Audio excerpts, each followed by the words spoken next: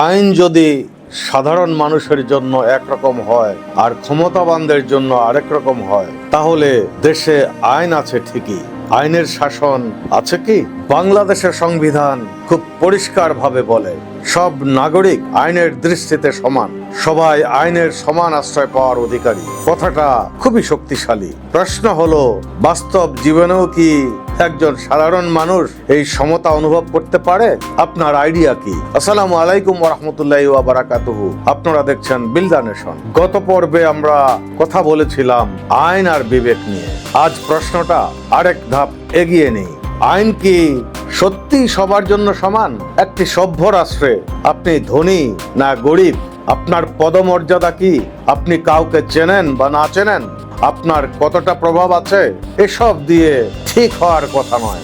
আইন আপনার সঙ্গে কেমন আচরণ করবে, আইনের সামনে আপনার সবচেয়ে বড় পরিচয় হওয়া উচিত আপনি এই দেশের একজন নাগরিক। একটা খুব সহজ পরিস্থিতি ভাবুন।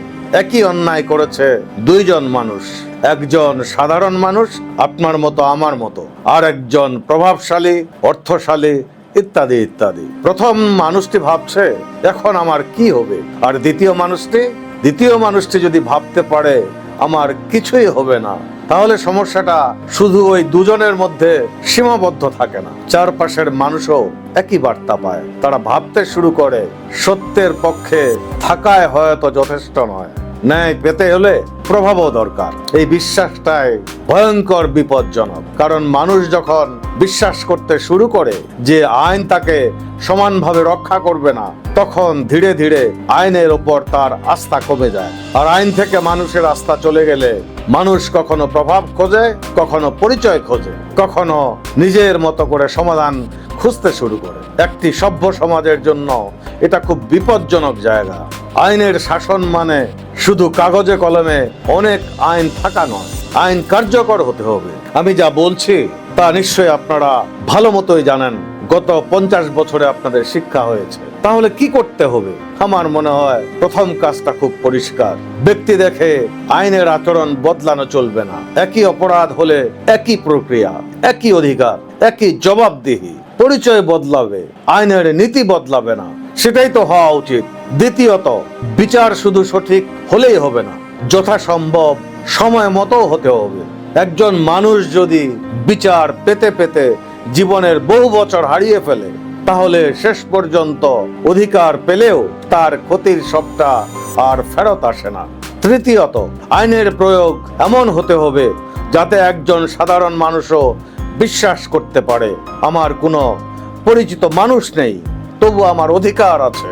এই বিশ্বাসটাই একটি সভ্য রাষ্ট্রের শক্তি। আর এখানেই নাগরিক হিসেবেও আমাদের একটা ছোট পরীক্ষা আছে। আমরা কি নিজের জন্য বিশেষ সুবিধা চাই? আইন ভাঙ্গার পর পরিচিত কাউকে ফোন করতে চাই? লাইনে দাঁড়িয়ে নিজের পালার অপেক্ষা করতে চাই না?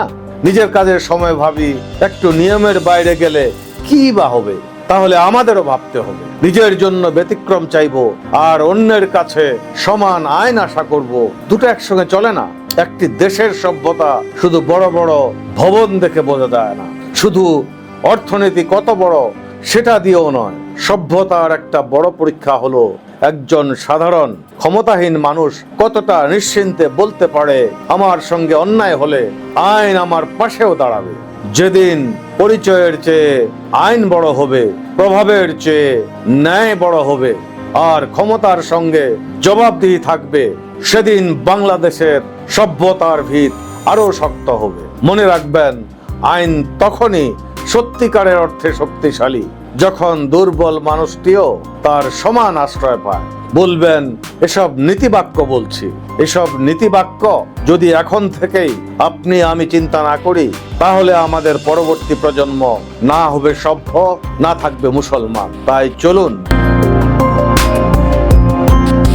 পরবর্তী পর্ব দেখার জন্য অগ্রিম আমন্ত্রণ রইল। ততক্ষণ ভালো থাকুন, সুস্থ থাকুন, সততার পথে থাকুন। আসসালামু আলাইকুম ওয়া রাহমাতুল্লাহি ওয়া বারাকাতুহু।